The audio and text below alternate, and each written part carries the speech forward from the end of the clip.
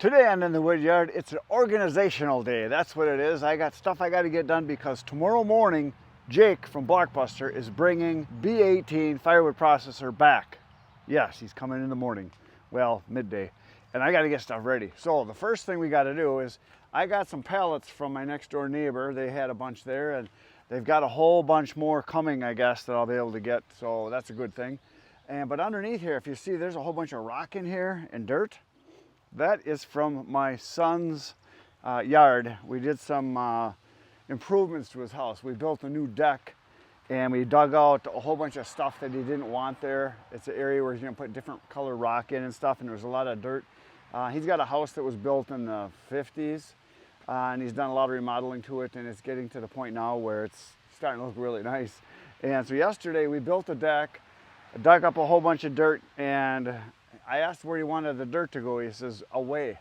So what I decided to do is, because I'm going to be filling this in here with big rock, you know, the breaker type stuff like you see out there, and then eventually I'm going to have this done with a finer grade of gravel, you know, the 1 inch, 3/4 inch, 1.5 inch stuff on the top. But this right here, as you can see, is the ledge. It kind of comes down. I'll walk down here so you can see. So it's about a 3.5 foot rise from where I'm standing right now up, and I want to fill all this in. So I got that load of gravel. I take the pallets out. I'm going to dump the rocks and dirt in here, and then eventually I'll just kind of smooth this out, and then eventually we'll put in the big breaker and then the fine gravel on top of that. So I figured might as well dump it in a place where I can make use of it. And then out in the wood yard, what we're going to do is have this be so that it's gravel going out to where the bins are, so I can drive right through here.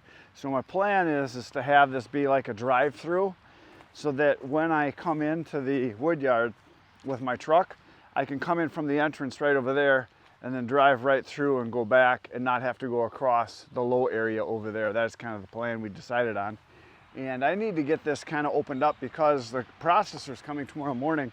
And what I want to do today, once I get my dirt dumped and the pallets put away, is I'm going to start sorting through this pile here. So what I want to do is take all the stuff that is what I consider wet wood, the stuff that is not dry, that's the more solid. Some of it might have bark on it. I'm going to put that in a pile right over here. And I should be able to do 2 rows coming this direction. So I'll probably dig into this pile and that pile, and there's a pile on the other side. And I want to get it pulled out and separated, because the stuff that is dry and ready to burn right now, I want to put in a different pile. Now I started back over here, but I kind of buried it because I moved all the other logs out of here to clean the area up. So this is a lot of ash that I put in here. The barkless oak that is dry, I put in a pile back here. Now that I don't need to get to for a long time, because I can cut it and split it and sell it right away because it's that dry. And a lot of this is like that also. So what I want to do is separate out the stuff that I need to get split first. That's job 1, is cut and split with the processor the stuff like this that I know is going to be wet, the stuff that has bark on it, the great big nasties, the chunks in here that are real solid, that I can tell, I know they're going to be wet on the inside. Now they'll be partially dry because these were all cut from dead standing trees, so a lot of this will be dry, but a lot of the ones this size right here will for sure be wet on the inside. And I can kind of tell just by looking at which ones are for sure going to be wet and which ones for sure are going to be dry on the inside. There's some that's hard to tell, you don't know until you split it, and if some goes into one pile versus the other, it's not the end of the world. I can separate it as we go one more grade later. So it's going to be kind of a multi-step process. So once I get my dirt unloaded, we're going to start the tractor up with the grapple on and start separating wood, so that when Jake comes, we can actually do a little bit of running tomorrow. He doesn't have much more than a couple hours that he can stay, so we want to do a little bit of work when he comes though. So what I want to know from you guys is, what do you think I should do as far as space here? My thought was to run the processor kind of right where the trailer is sitting over there, because that way if we set it up so the tongue is on this end, the live deck would be facing this way, the elevator would be going out over this direction, so the elevator would be about where my tripod is, right over here, somewhere right in this area, so I can back the trailer in, and then we can have the trailer go up to where these logs are here, And then the elevator pivots, so we'll be able to fill the trailer and then take it out and put it into the bins. And then all the sawdust can kind of just get shot out into this trough here, which eventually will be our area that we will shove all of our debris. And then once I get gravel in here where I can come in here and clean it up, but I can just keep filling this with debris for a very long time for now. In the last few days that I've been working here, cutting with the chainsaw and then splitting wood, I have just scooped up all of the debris and took it back into the brush pile. If you watch those videos, which you should have, that was done a few days ago. For me, and it was a few days ago. For you, it might have been yesterday. Because yesterday I wasn't here at all. And then we're going to process all of this ash over here. That'll go out into the mixed hardwood. And then this whole area here, I plan on just kind of keeping everything from the entrance all the way across over here. So basically this, because right here's the midpoint, right where the drain is, this half I want to kind of keep open, because I want this to be the processing area. And then over here is where I'm going to keep all of my wood. So as I process loads of wood and they disappear, I will order another load or 2 or 3 and then have them put over here.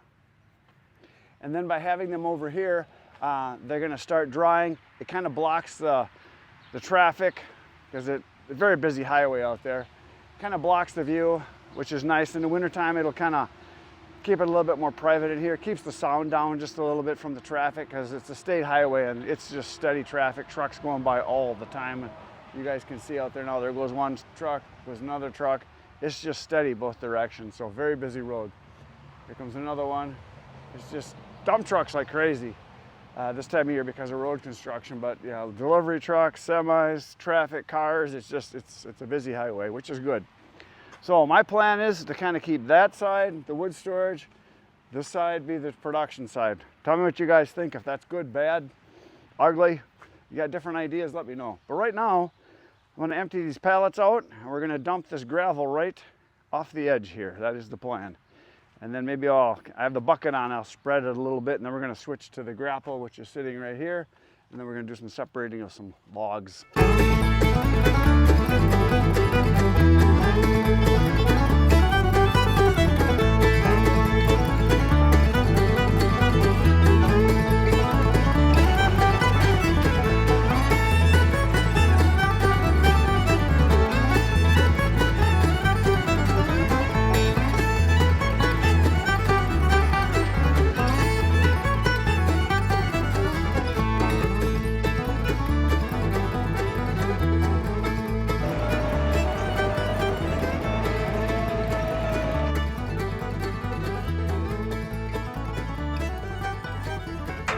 There it is. I just threw on oak, and it's about 50-50 white oak and red oak, because I am now officially out of dry white oak. I did take some pieces off the top of the pile over next to the camera that is white oak that was just split, I don't know, like a month or so ago. And I'm gonna show them which ones they are and tell them, hey, try these once you get the fire going, see how they burn. I just did a moisture test on them, and they're in the upper 20s, like 27, 28%. I split them down smaller, like this size, so they're smaller. They are a little bit wet on the inside, but it's for smoking meat, and I think actually it'll be just fine, because there are guys that I sell wood to, they want it freshly split. They want just the outside to be a little bit dry. They want the inside to be wet, because they tell me it smokes better. What do I know? I'm not a cook, I just eat.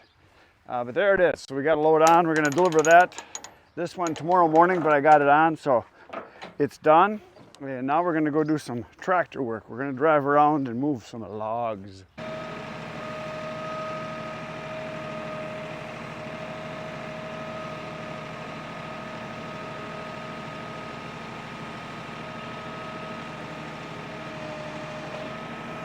Let's see how much pressure is built up on this. See if I can get them apart.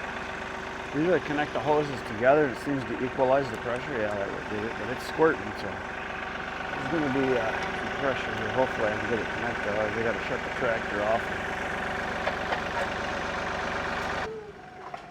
We're all hooked up and ready to rock and roll. We're going to go move some logs. I'm going to pick out basically the bigger logs that are still wet on the inside, and because of their size, and because some of them have bark on, I can tell that they're definitely wet inside.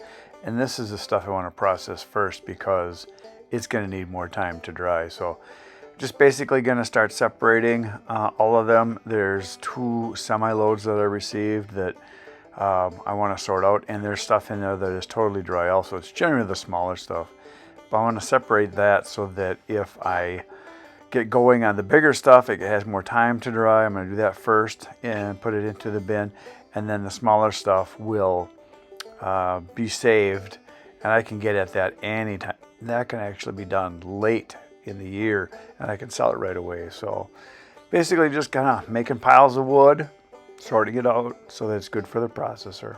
So basically what I'm doing is just putting all the stuff in a pile that is going to be out of the way, and then it'll be easy access for the processor. Now, I've found that the more time you spend prepping your work, which means, you know, organizing, straightening, cleaning, all the behind the scenes stuff that you guys don't really see a lot of. I have found that the more time I spend doing all the stuff that is just kind of make work, it seems like, the easier the job goes and the better job I can do at production.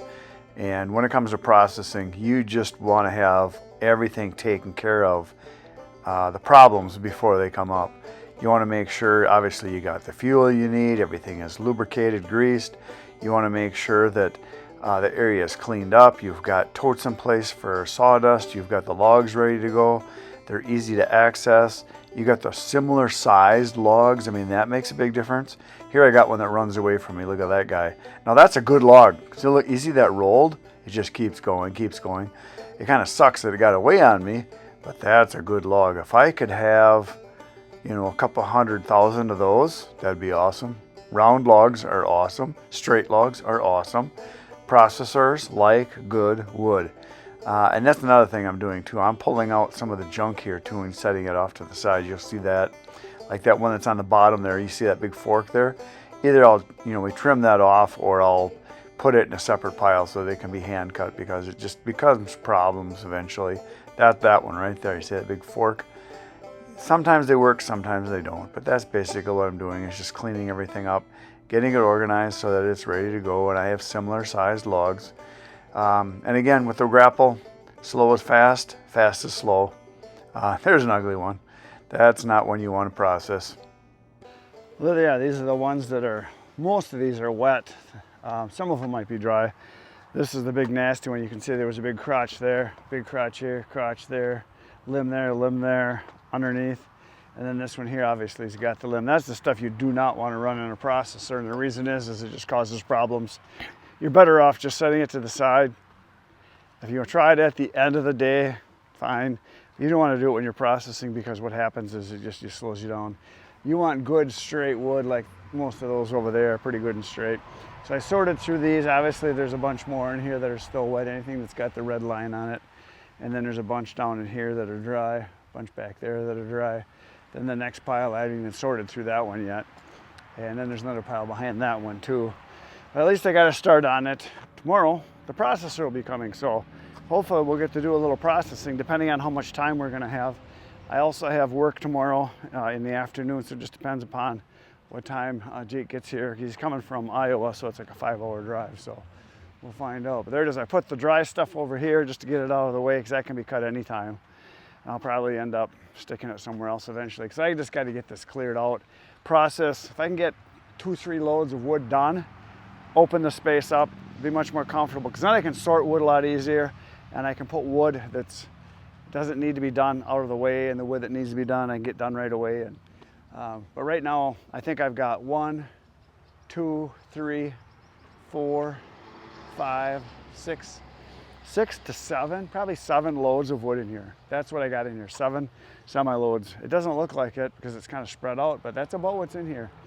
So tomorrow, come on back. We'll see you 5:30 a.m. Processor's coming. See you then. 5:30 a.m. Good night, Irene.